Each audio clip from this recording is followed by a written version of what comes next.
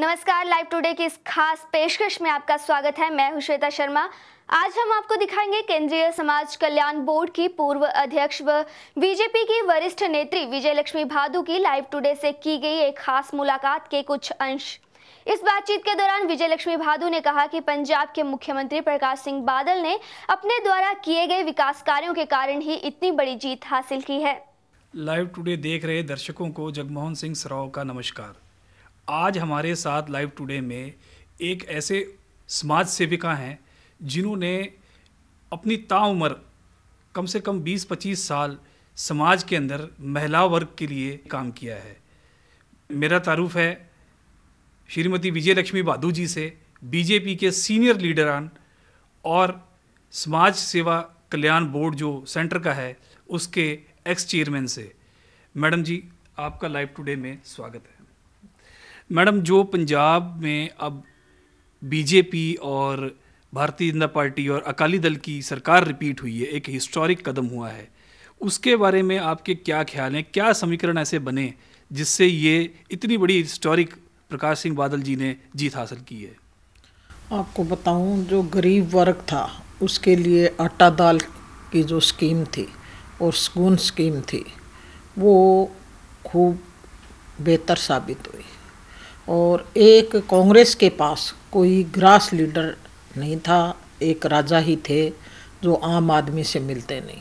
और जो भारतीय जनता पार्टी अकाली दल है, गठजोड़ है जिनका, उनके पास एक ऐसे नेता थे जिनको आप ये कहो कि वो विकासशील पुरुष के नाम से जाने जाते हैं और ग्रास रूट है, आम आदमी से मिलते हैं, हर जगह संगत दर्शन करते हैं, हर इलाके की तकलीफ़ को समझते हैं और जिनके 24 घंटे दरवाजे खुले रहते हैं आम आदमी तक। तो ये चीज़ बड़ी काउंट करती है। ये जो बागियों का फैक्टर था, ये जो विरोधियों का फैक्टर था, ये कितना घातक सिद्ध हुआ? जैसे आपने कांग्रेस और बीजेपी की बात की, ये पंजाब के इलेक्शनों में कितना घातक सिद्ध हुआ? दोनों नेशनल पार्टी, दोनों को इससे देखो, जहाँ कांग्रेस को नुकसान हुआ है वहाँ कई जगह ऐसे कैंडिडेट खड़े हुए हैं, वहाँ हमारे जो गठबंधन है उसको फायदा भी हुआ है। परंतु एक समाज में एक बात आई है कि अगर राजनीति में ऐसे लोग आगे आएंगे और लोग उनसे जुड़ेंगे तो समाज का क्या होगा। ये एक विचारणीय चीज़ है। आप फाजिलका में देखो, कांग्रेस तीसरे नंबर रही, वहाँ एक जो ना कांग्रेस का था कैंडिडेट ना बीजेपी का था, एक निर्दलीय, और उस पे मुकदमे भी बने हुए हैं, कत्ल तक के मुकदमे हैं। उसको लोगों ने अपनाया, कैडर पार्टियों को परा करके उसको अपनाया। तो ये समाज के लिए ठीक नहीं है। अगर ऐसे लोगों को लोग पसंद करेंगे तो आप देखिए देश का इतिहास क्या होगा। नशा आज युवाओं पर पूरी तरह से हावी हो रहा है। समाज सेविका विजय लक्ष्मी भादु ने इस पर चिंता जताते हुए इसे रोकने के लिए भी कई उपाय सुझाए। मैडम जी, आपने एक बहुत ही दुखदाई विषय उठाया है। ये वाकई आज जो हालात हैं समाज के अंदर, जैसे आपने समाज की बात की, पंजाब के अंदर नशा जो है ये बहुत ज़्यादा विचलित हो रहा है। नशा, हर नौजवान आज नशे के पीछे लग गया है। इसको रोकने के लिए क्या आपको लगता है, आई जो सरकार नई आई है, इसको क्या कदम उठाने चाहिए? सरकार को कदम उठाने चाहिए। जो लोग नशे का व्यापार करते हैं उनके ऊपर शिकंजा कसना चाहिए। इसके अलावा मैं तो कहती हूँ जितनी सामाजिक धार्मिक संस्थाएं हैं उनको जागृत होना चाहिए और उनको सरकार का साथ देना चाहिए और जागृत होकर के ऐसे लोगों को समाज से दूर रखें। मैडम, जैसे आपने कहा कि पैसा और ये जो नशा है, ये इस जो इलेक्शन में बहुत बड़ा रोल इसने प्ले किया, बहुत बड़ा रोल, अच्छे कैंडिडेटों को पीछे छोड़ने के लिए। जब लोगों के दिल में, ठीक है, कई जगह हुआ, जैसे आप हमारी अबोर की सीट को लीजिए, मैंने 15 साल तक लोगों के काम किए। वहाँ मेरा ये विश्वास था कि मैं 15 साल से लोगों से जुड़ी हुई हूँ और लोग मुझे चाहते हैं।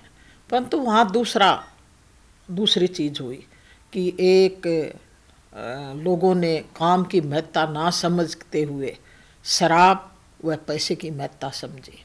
और यही कारण हुआ कि भारतीय जनता पार्टी एक राष्ट्रीय कैडर की पार्टी थी। राष्ट्रीय कैडर की पार्टी कांग्रेस व भारतीय जनता पार्टी दोनों ही हैं। तो वहाँ पर जो 2 बार कांग्रेस का विधायक सुनील जाखड़ विजयी रहे हैं, अब की बार तीसरी बार भी वो हुए, परंतु जो हमारी पार्टी थी वो तीसरे नंबर जो आई। बड़ा दुख हुआ मेरे को कि जो लोग सुबह से लेके शाम तक काम लेते थे, पार्टी के नाम से काम लेते थे, उन्होंने पार्टी के साथ बगावत की और कहीं नज़र नहीं आए। तो अगर ये ऐसा राजनीति में हुआ तो ये देश के लिए अच्छा नहीं है, ना समाज के लिए अच्छा है। फिर तो ये होगा भाई जिसके पास जितना पैसा, जितना बदमाश, वो राजनीति में आएगा, अच्छे लोग अंदर बैठ जाएंगे। और अच्छे लोग जब अंदर बैठ जाते हैं तो जो सामाजिक व्यवस्था है वो बिल्कुल चरमरा जाएगी। और आप देखिए धीरे धीरे ऐसे लोग आगे आने लग जाएंगे और वो उदाहरण देंगे कि उस आदमी ने इतनी शराब, इतना पैसा दिया, उसको इतनी वोट मिली। लोग 5 साल के काम को भूल जाते हैं और उस 5 साल के काम को 1000 के नोट या 500 के नोट में बेच देते हैं और फिर अपना अधिकार बेच के 5 साल तक वो ढूंढते हैं कि काम किससे कराएं।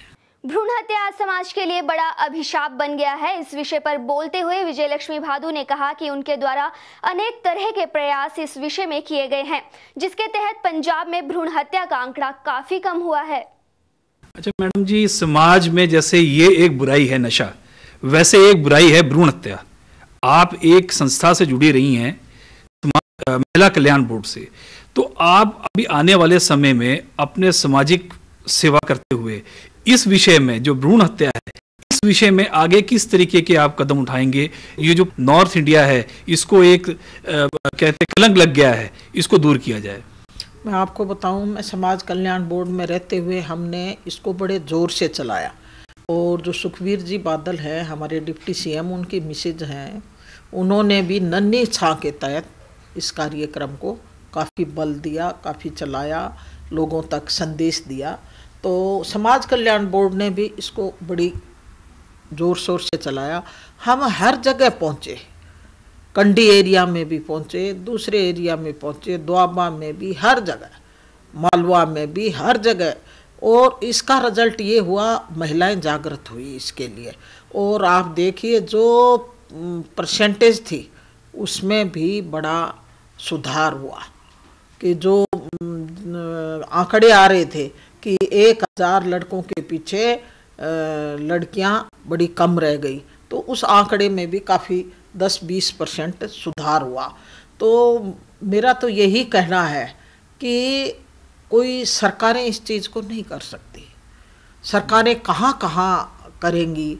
तो जो आम आदमी है, सामाजिक संस्थाएं हैं, सामाजिक महिलाएं हैं, सामाजिक पुरुष हैं, वो इस चीज़ को ज़रूर दूर करें और इसमें भाग लें। और मेरा विश्वास है कि जो पंजाब, हरियाणा और राजस्थान, इन तीनों स्टेटों के माथे पर कलंक है, तो वो जल्दी ही दूर होगा, क्योंकि जागृति आई है। मैडम जी, एक बहुत ही महत्वपूर्ण सवाल मैं आपसे पूछ रहा हूं, जो आज की चर्चा का विषय बना हुआ है। बजट सेशन आ गया है। पिछले सेशन में जब राज्यसभा में लोकपाल के लिए जो वोटिंग हुई थी, उसमें 140 संशोधन लाए गए थे, वो बीच में ही रह गया था टाइम खत्म होने के कारण। आपको क्या लगता है, जो अभी समीकरण बन रहे हैं, कहीं पर नियरेस्ट जो इलेक्शन है उसके चांसेस आपको लगते हैं? यूपीए सरकार कितनी स्टेबल है? यूपीए सरकार को देखो, धीरे धीरे उसके जो अंदर ही पार्टियां जो समर्थन दे रही थी, आप ममता बनर्जी का भी रवैया देखो, वो भी अपने तेवर दिखा रही हैं। तो हमें नहीं लगता कि यूपीए सरकार ज़्यादा दिन चलेगी। और जितने घटक हैं वो अपना अपना राग अलाप रहे हैं। तो और जो चुनाव के रिजल्ट आए हैं, आप ये देखिए, यूपी में 1 साल तक राहुल गांधी ने बराबर काम किया और उसके रिजल्ट आप देखिए क्या आए हैं। वहाँ थर्ड फ्रंट के जो हैं उनकी ही सरकार आई है, मुलायम सिंह जी की। तो धीरे धीरे ये लग रहा है कि लोग इस महंगाई के दौर को देखते हुए यूपीए सरकार से नफरत करने लग गए, क्योंकि जो आम आदमी है, गरीब आदमी है, वो महंगाई की चक्की में पिस रहा है। और लोग चाहते हैं, लोग याद करते हैं वाजपेयी सरकार को, जो वाजपेयी जी के समय किस तरह गैस मिलती थी आराम से, कोई लाइनों में नहीं लगना पड़ता था, हर चीज़ के भी रेट ठीक थे। तो लोग चाहते हैं, और वो दिन दूर नहीं कि भारतीय जनता पार्टी केंद्र में आए और लोगों की पसंद बने, क्योंकि हमारे जितने भी नेता हैं वो इसी तैयारी में हैं, वो 2014 को देख रहे हैं। काले धन के विषय पर बोलते हुए विजय लक्ष्मी भादु ने कहा कि बीजेपी ने इस विषय में कई प्रयास किए हैं कि विदेशों से काले धन को देश में लाया जाए। उन्होंने कहा कि बीजेपी काले धन के विरुद्ध अपनी मुहिम आगे भी जारी रखेगी। मैडम जी, जैसे बाबा रामदेव जी ने और संगठनों ने काले धन के विषय में बात की है, अडवाणी जी ने भी बहुत बड़ी यात्रा निकाली है काले धन के लिए। इस विषय में आपको क्या लगता है कि आने वाले समय में बीजेपी की तरफ से या आपकी तरफ से कोई इस तरह की मुहिम छेड़ी जाएगी काले धन को हिंदुस्तान में वापस लाने के लिए?